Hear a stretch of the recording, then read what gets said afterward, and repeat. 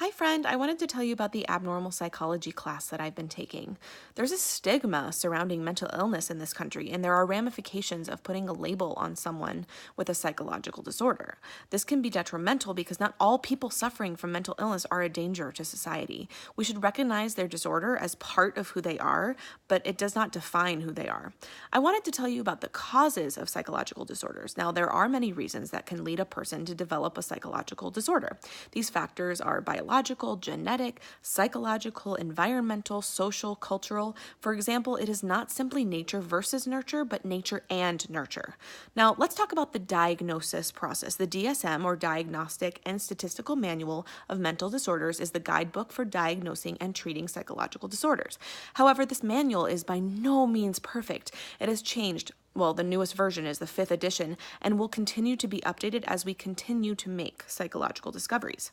There are also abundant resources available, like healthcare facilities, therapy sessions, hypnosis, medications. There's all different types of therapy, including psychotherapy, cognitive behavioral therapy, interpersonal therapy.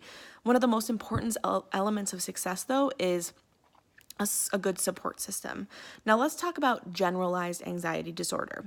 GAD falls under the anxiety umbrella and occurs when worrying interferes with everyday life.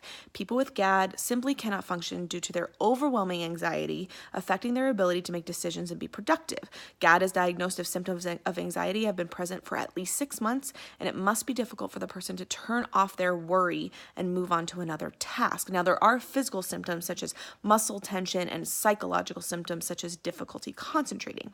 Trauma is at the root of most psychological disorders. Now, some of us might be predisposed to psychological disorders, but trauma can certainly trigger our genes to become active. Trauma is especially common in substance abuse disorders, especially when combined with things like PTSD. In one of the TED Talks we watched, the speaker actually mentioned that we should stop asking what's wrong with you and start asking what happened to you. Now, I strongly agree that we should start implementing this into how we approach people who are affected by psychological disorders. The topic that most interested me was schizophrenia. Now, when you think of schizophrenia, the image that comes to mind is probably a homeless person pushing a grocery cart talking to themselves, right? Well, what I didn't realize is just how many people living with schizophrenia have homes, families, jobs. I know that sounds naive, but these stereotypes are what is depicted in our society. Hallucinations, delusions, disorganized speech are indeed part of this disorder, but these symptoms are not making the person dangerous.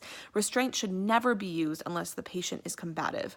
Otherwise, it can end up doing more harm than good.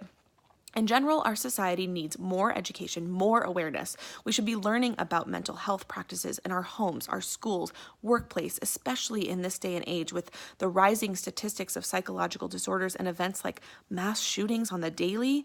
I would love to create mental health lesson plans that can be implemented into school curriculums. Perhaps I can even write a play that incorporates some of these topics and present them at schools. Last night, I went to go see the touring musical Dear Evan Hansen. It was just mind-blowing and inspiring, and the show deals with teenage suicide, depression, anxiety, and I was just blown away. It was amazing, and there was not a dry eye in the theater. So I would love to use those skills that I have and bring that into schools and even workplaces to educate about mental health. All in all, we need to remember that people who are suffering from mental illness are still human beings and should be treated as such. Thanks for listening.